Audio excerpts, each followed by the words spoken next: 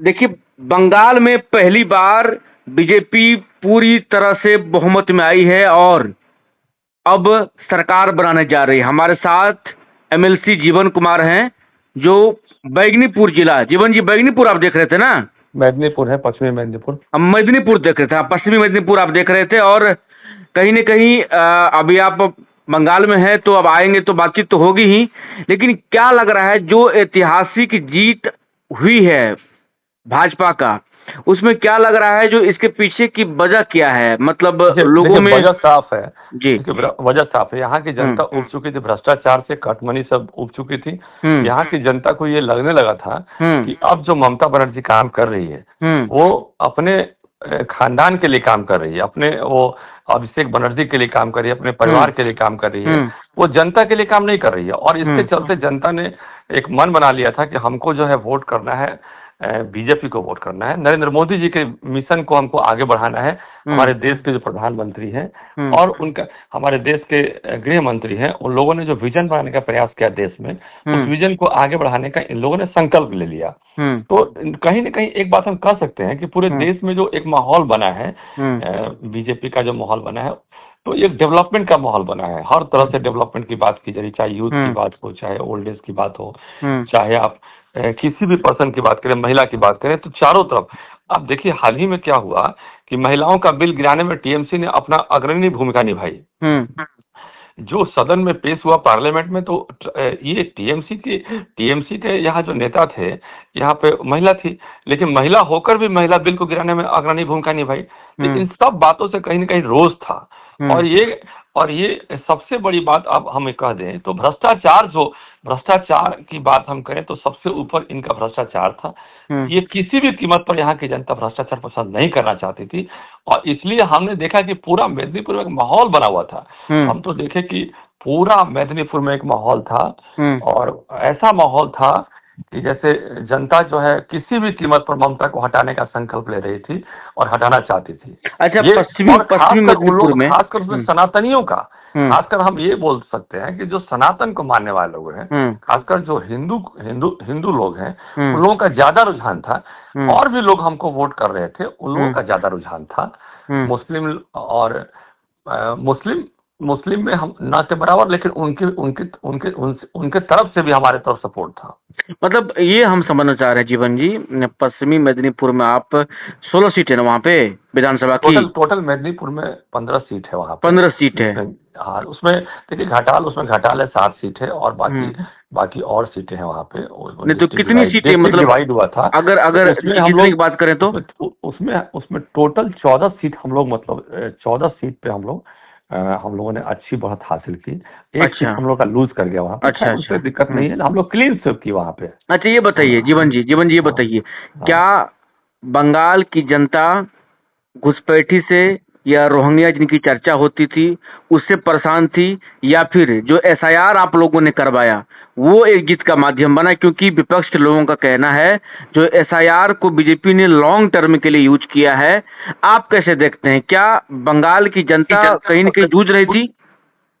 देखिए, एक बात आपको बताना चाहते हैं कि एसआईआर की जब बात करते हैं तो विदेशी लोगों को जो वोटर कार्ड बनाने का यहाँ जो सिस्टम ममता बनर्जी ने चला दिया था, तो वो तो किसी भी कीमत पर एक्सेप्टेबल नहीं था ना।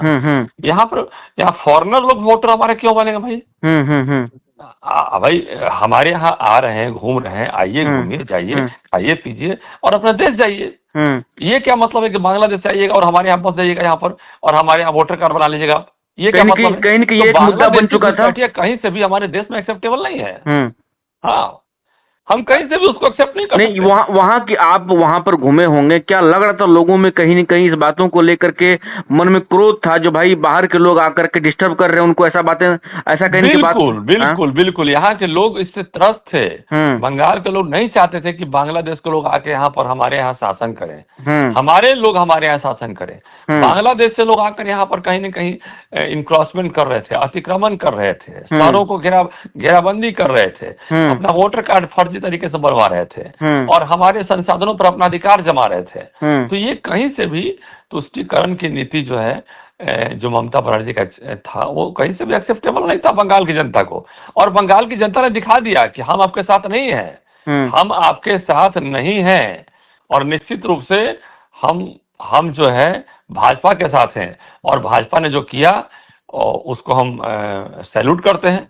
भाजपा ने यहाँ पर भ्रष्टाचार को खत्म करने का काम किया। यहाँ पर जो अच्छा, चुनाव एक लड़े चीज बताइए जीवन जी, आप अगर बात की जाए तो कितना दिनों से वहाँ पे कैंपेन कर रहे थे, कितने दिनों से थे वहाँ पे पश्चिम करीब यहाँ पर मेदिनीपुर में? करीब करीब 2 महीना हम लोग का यहाँ पे 2 महीनों से डटे कैंपेन हुए में थे वहाँ पे? हाँ समय दिए। अच्छा अच्छा, एक चर्चा हो रही, देखिए केरल में कांग्रेस की जो गठबंधन है उसकी जीत हुई है, लेकिन अभी भी सोशल मीडिया उठाएंगे चाहे राहुल गांधी के तमाम चीजों की, वो कहीं न कहीं अभी भी लोग, विपक्ष के लोग इलेक्शन पे ठुठुरा, मतलब इलेक्शन कमीशन पे ठुठुरा फूट रहे, मतलब फोड़ रहे हैं। तो इस पे क्या कहेंगे? क्या वाकई मतलब अभी भी इन चीजों पर बात करने की जरूरत है, या फिर इनसे बाहर निकल के अपने ऊपर मेहनत करने की आवश्यकता है इन लोगों को? देखिए, एक बात मैं बता रहा हूँ, अभिषेक बनर्जी का एक बयान देखा होगा आपने कि यदि हिम्मत है तो अमित शाह 4 तारीख को बंगाल में रह के दिखा दें। यदि यदि ताकत है तो कभी, ये ताकत और औकात की बात आप कैसे कर सकते हैं भाई? ये ताकत और औकात की बात आप कैसे कर सकते हैं? ये लोकतंत्र में इस तरह हिंसात्मक बातें आप नहीं कर सकते हैं। 12 बजे के बाद मैं उनको बता दूंगा। अरे क्या बता दीजिएगा? जनता ने आपको बता दिया। आप बंगाल में आप बंगाल में वोटरों के साथ हिंसा करते हैं। आपको पता है 2011 के बाद पश्चिमी मेदिनीपुर में मैंने देखा कि 2011 के बाद कुछ ऐसे लोग हमको मिले जिन्होंने कहा कि हमको वोट करने का अधिकार मिला है, हम जरूर वोट करेंगे। अब बताइए, 2011 से पहले तो वो लेफ्टिस्ट पार्टी के चक्कर में पड़े थे, वो लोग वोट नहीं देने दे रहे थे। ये सनातनी लोग वोट देना चाहते थे और उनको वोट देने से मना किया गया था। अब उसके बाद टीएमसी आई तो वही हाल कर दी। तो वैसे लोग कहाँ जाएंगे? वैसे लोग हमको वोट कर रहे थे, और निश्चित रूप से उन लोगों का वोट का नतीजा आपको सामने दिखाई पड़ रहा है। अच्छा जीवन जी, एक अंतिम सवाल, तेजस्वी यादव तमिलनाडु भी गए, केरल भी गए, बंगाल भी गए, ममता बनर्जी के लिए प्रचार भी किया, क्या लग रहा है इसके ऊपर क्या कहना चाहिएगा? देखिए, तेजस्वी यादव पूरा देश घूम ले उससे कोई फर्क नहीं पड़ता है। तेजस्वी यादव का राजनीति अब खत्म हो चुका है। अब तेजस्वी का जमाना नहीं है। तेजस्वी भ्रष्टाचार के जंगल से निकल के उभर के आगे आए हैं, और वो विरासत में उनको राजनीति मिली है। तेजस्वी यादव अपनी राजनीति से आगे नहीं बढ़े हैं, कोई संघर्ष के राजनीति नहीं करके आगे बढ़े हैं। तो तेजस्वी यादव का जमाना नहीं है। यहाँ पर जो है भ्रष्टाचार से पब्लिक दूरी बनाना चाहती है। आप देखिए, असम की बात करें, आप जो है बंगाल की बात करें, आप कहीं भी बात कर लीजिए तो हर तरफ देखिए पब्लिक के दिमाग में एक ही बात बैठा हुआ है कि हम भ्रष्टाचार पर हावी किसी को नहीं, भ्रष्टाचार पर कोई पार्टी जो है उसको वैतरणी बना के आगे पार करके सरकार बना ले। तो ये पब्लिक नहीं चाहती है। पब्लिक चाहती है कि हमारे देश में, हमारे राज्य में नीट एंड क्लीन सरकार बने, जनता के विकास वाली सरकार बने, कट मनी वाली सरकार नहीं बने, हिंसात्मक घटना करने वाली सरकार नहीं बने, अपराध करने वाली सरकार नहीं बने। निश्चित रूप से यहाँ की जनता यही चाहती है, एक साफ सुथरा सरकार बने की, और वो तेजस्वी यादव में नहीं है। तेजस्वी यादव का जो उपज है, वो उपज जो है हिंसा से हुआ है, हिंसात्मक राजनीति से हुआ है, आपराधिक राजनीति से हुआ है, भ्रष्टाचार की राजनीति से हुआ है। तो वो चीज वो पब्लिक को नहीं दे सकते। लेकिन वो लोग तो आरोप अभी भी लगा रहे हैं जीवन जी, जो आप लोग तंत्र से जीते हैं। देखिए, जब चुनाव हम लोग जीतते हैं तब वो लोग आरोप लगाते हैं, और जब हम चुनाव हारते हैं कहीं भी तो वो कहते हैं कि ये लोकतंत्र की जीत है। तो ऐसे नहीं चलता है। लोकतंत्र में कहीं भी आपको एक ही बात करना पड़ेगा। आप स्पष्ट कहिए कि नहीं भाई, कहीं भी चुनाव हम जीते हैं तो वहां भी मतलब गड़बड़ हुआ है। जहाँ ऐसा नहीं हो सकता कि जहाँ हम जीतेंगे वहां कहीं गड़बड़ी किए हैं, जहाँ आप जीतिएगा वहां कहिएगा नहीं लोकतंत्र है। ये दोनों बातें एक साथ नहीं की जा सकती। कोई एक ही बात आप एक साथ कर सकते हैं। अच्छा, बिहार के मतलब पूर्व स्वास्थ्य मंत्री और मंगल पांडे लगातार डटे रहे पश्चिम बंगाल में, उनके लिए क्या कहिए? क्योंकि प्रभारी के तौर पे बहुत उन्होंने मेहनत की है, उनके लिए क्या मैसेज दीजिएगा? क्या उनका जो मतलब कार्यशैली था, या फिर जिस प्रकार से उन्होंने अपने कामों को अंजाम दिया, क्या वाकई काबिल तारीफ है? देखिए, निश्चित रूप से यहाँ पर मंगल पांडे जी हमारे प्रभारी रहे हैं, और प्रभारी के रूप में जो उन्होंने काम किया तो काबिल तारीफ तो है, इसमें कोई शक की बात नहीं है। उन्होंने जो काम किया, लगातार काम पर डटे रहे, तो बंगाल की नब्ज को उन्होंने पकड़ा, और बंगाल के नब्ज को पकड़कर बंगाल की राजनीति में कमल खिलाने का काम किया। तो निश्चित रूप से उनका, और बंसल जी यहाँ पर साथ में थे। हमारे बंसल जी, आदरणीय बंसल जी भारतीय जनता पार्टी के एक मजबूत स्तंभ है।